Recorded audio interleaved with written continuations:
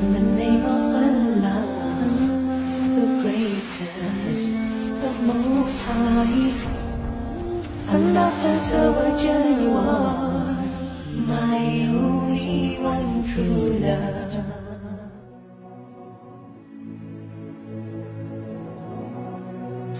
There was a young man who came to the Prophet ﷺ complaining to the Messenger ﷺ. He said to him, Ya Rasulullah, my father takes my money. He always asks me for money.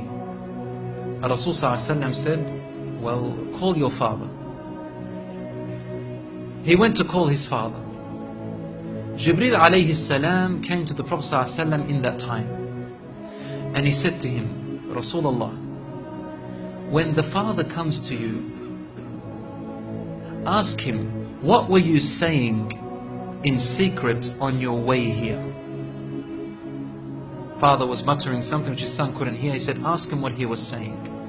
When the father approached the Rasul ﷺ, asked him, is it true what your son is saying? The father said, Ya Rasulullah, if he only knew what I'm using his money for anyway. I'm using it to look after his poor auntie. She is left without anybody. Where else am I putting it? Only in places where I have to. Using it towards his family. The Prophet ﷺ said, look, I want to ask you a question. Tell me about what you were saying in secret when you were coming towards me here. The father looked at the Prophet ﷺ and said, I made some verses of poetry. Rasul ﷺ said, please say them to me.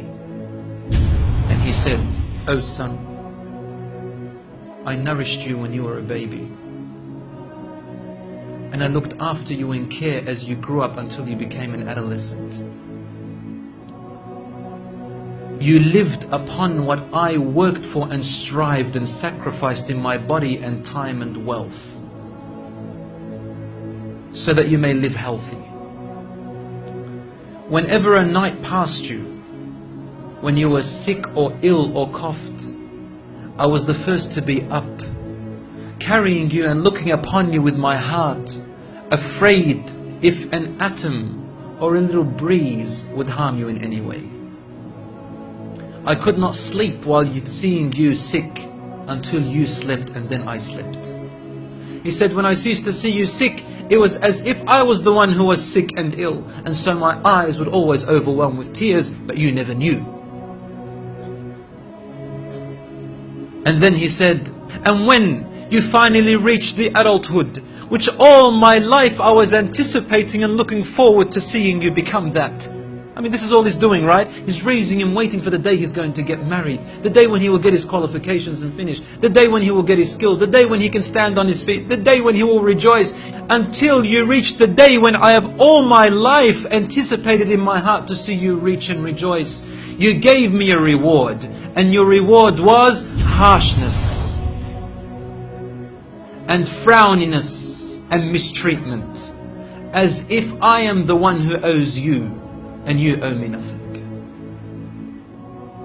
The way you treated me is like what a neighbor would treat his neighbor. I wish that you even gave me that. Rasul ﷺ, he looked up at the father and the father looked at him, and the Prophet ﷺ's beard was soaked with tears. From his emotion, Rasul ﷺ grabbed the boy from his chest. He shook him and said to him, you and everything you own belongs to your father. This hadith is narrated in Ibn Majah. Today we see children taking their own parents to court because they took their house or their property. Allahu Akbar.